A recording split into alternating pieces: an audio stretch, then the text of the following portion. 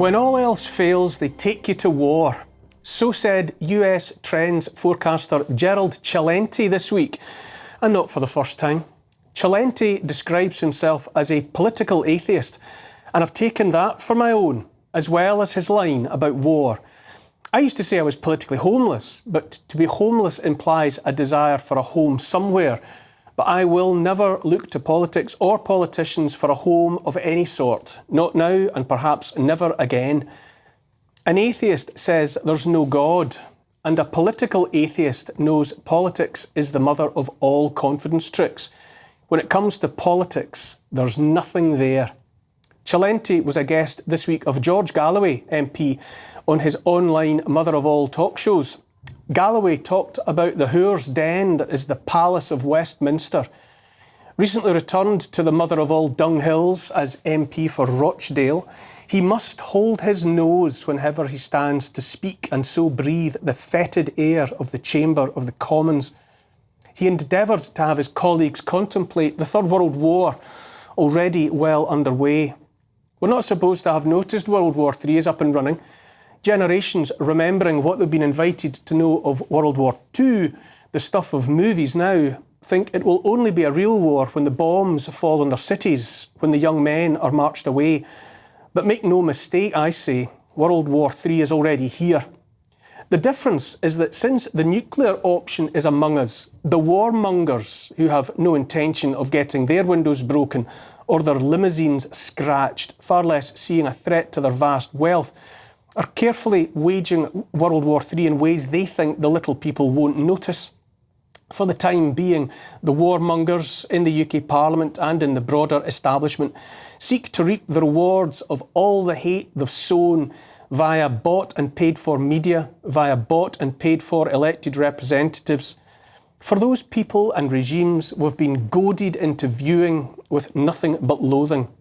Right now, courtesy in no small part of our unelected Foreign Secretary David Cameron and our unelected PM Rishi Sunak, Israel and Iran are at daggers drawn.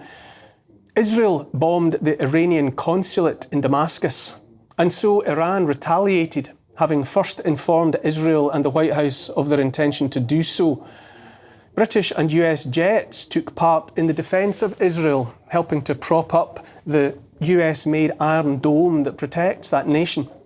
Even so, and despite the world's media insisting the Iranian attack had been thwarted, most of its ballistic missiles struck Israel's Nevatim airbase, one of the most determinedly defended spaces on the planet. With the consent and support of the British and US governments, Israel vowed to strike back. There have already been reports of Israeli retaliation. As George Galloway pointed out this week, Israel is a nation with 3 million fighting-age people, compared to Iran's 40 million. Hundreds of nuclear weapons are in the offing. Israel has the full-throated support of Britain and the United States. Iran has the support of China and Russia, bristling with nuclear weapons. Israel has long maintained the Samson option, a biblical vow to unleash nuclear war if and when the nation is in danger of being overrun. Samson, for the atheists out there, was the Old Testament Israelite who brought the temple down upon his sorry head and upon the heads of his Philistine tormentors when all was lost. Mutually assured destruction, if you will.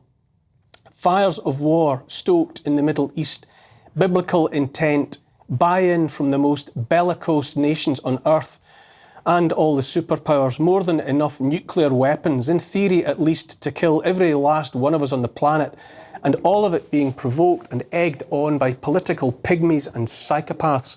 What could possibly go wrong? So I say again, repeating Gerald Celente's words, war is where they take you when all else fails. And all else is indeed failing for those psychopaths, the inevitable evolution of the parasite class we have stood by and enabled. They've utterly exposed themselves and their intentions in recent years, what with the so-called scamdemic and their money-laundering proxy war in Ukraine and the ever-present nonsense of what I like to call a climate hoax, even sacrificing the well-being of children on the altar of gender identity. A warped ideology exposed for what it is in recent days wasn't enough to satisfy whatever gods they worship, and so war it is. Third World War. which has hardly touched us in the West so far, other than in our pockets and wallets, of course, but there's time yet. They didn't mean to let us see them, but by hubris and the pursuit of obscene wealth and total control that seemed within their grasp, this generation of psychopaths and parasites pushed their luck too far. Tragically, there's nothing new in any of it. The Wall Street crash of 1929 and the Great Depression that followed in the 1930s was the work of an earlier generation of bankers. I said bankers, who bought from supine politicians the power to make money out of thin air. In 1930s America, there was no shortage of goods and services, industrial capacity, rich farmland, millions of workers keen to work, all the technology of the day, government structures with enviable capacity to get done whatever it wanted done. 1930s America had known no invasion by a foreign aggressor, no disease had weakened the people, there was no shortage of food. 1930s America lacked one thing and one thing only, and that was ready cash to get on with the stuff of busy lives. But in 1930s America, as in the rest of the world now, the flow of money was controlled by one entity and one entity only, a cartel of bankers who for their own reasons turned off the money supply. All those businesses still had loans to service though, jobs waited to be done, the same goods and services were available. But when the banks, in the form of the so-called Federal Reserve, which is not federal in any way but a private company run by and for bankers for profit and only profit, and that holds no reserves, when the bankers turned off the money supply, the US came to a juddering halt, as was their intention. The so-called Great Depression was made by bankers for their own ends. All those farms and homes and businesses suddenly rendered unable to function or to service their loans were repossessed by the bankers. Everyone was told times were hard, we're all in this together, but the only thing the bankers were in was baths full of profit.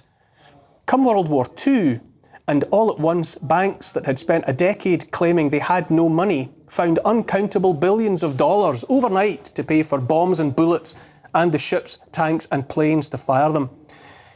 In the Commons this week they laughed, nervously perhaps, at George Galloway, an actual thinking man of conscience among empty-headed nobodies, those political pygmies being the vast majority of our elected and unelected sock puppets.